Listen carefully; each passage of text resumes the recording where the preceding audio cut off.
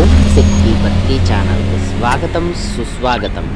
ఈరోజు వీడియోలో అత్యంత సుందరమైనటువంటి రథం లోపల అసలు ఎవరు ఉన్నారు అనేది నేను మీకు ఈ వీడియోలో చూపిస్తున్నానండి.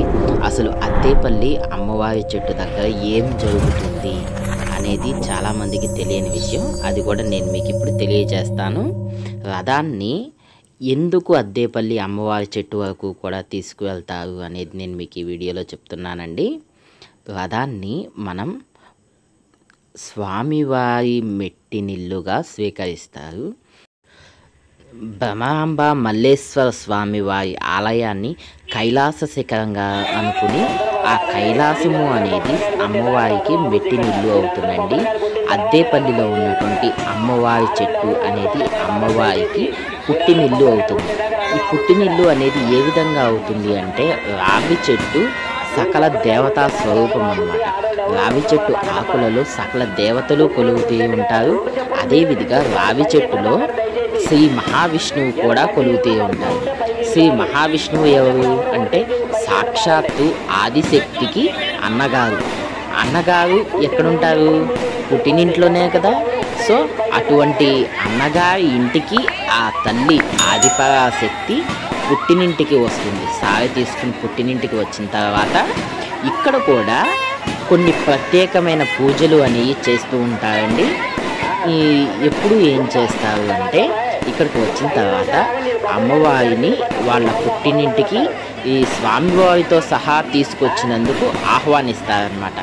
అంటే పుట్టినింటికి అల్లుడు వస్తే ఎలా మనం ఆహ్వానిస్తామో చూసారుగా. బాణాసంచా పేలుళ్లతో ఎంత చక్కగా ఆహ్వానించారో చూడండి. అద్దేపల్లి గ్రామ ప్రజలు అమ్మవారిని అయ్యవారిని పుట్టినింటికి ఈ విధంగా ఆహ్వానించారు. పుట్టినింటికి ఆహ్వానించిన తర్వాత అమ్మవారికి ఈ పుట్టింటి వారు సాయ పెడతారన్నమాట. అలాగే అత్తింటి వారి దగ్గర నుంచి కూడా అమ్మ స్వీకరించి తెచ్చిన దాన్ని ఇక్కడ అద్దేపల్లి అమ్మవారి చెట్టు దగ్గర సమర్పిస్తారు. ఇక్కడి నుంచి వచ్చినటువంటి సాయని తీసుకువెళ్ళి అమ్మవారికి ఆ తర్వాత రోజు అలంకారం చేస్తారన్నమాట. అందువల్ల ప్రతి ఒక్క పూజ జరిగినప్పుడు కూడా అద్దేపల్లి అమ్మవారి చెట్టు దగ్గర సాయి సమర్పణ అనేది చేయటం జరుగుతుంది. అదేవిధంగా ఈ రావి చెట్టులో సాక్షాత్తు అమ్మే కొలువుతూ ఉన్నారు. ఇది చూసారుగా, ఇది రథాన్ని లాగే మోకండి. ఈ మోకును కూడా మనం దర్శించుకొని చూసారుగా ఎంత చక్కగా దేదీప్యమానంగా వెలిగిపోతూ ఉన్నారు.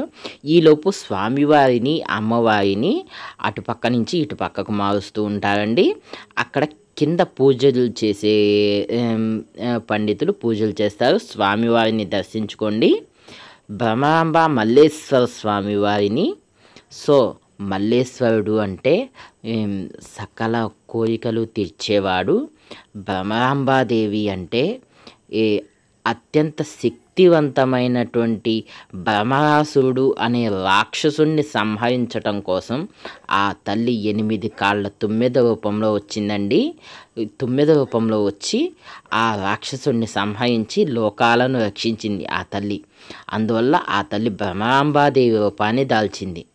సో ఈ విధంగా స్వామివారు మల్లేశ్వర స్వామిగా, అమ్మవారు భ్రమరాంబాదేవిగా కొలువుతీ ఈ రథంలో ప్రతి సంవత్సరము కూడా ఇక్కడికి వస్తూ ఉంటారు.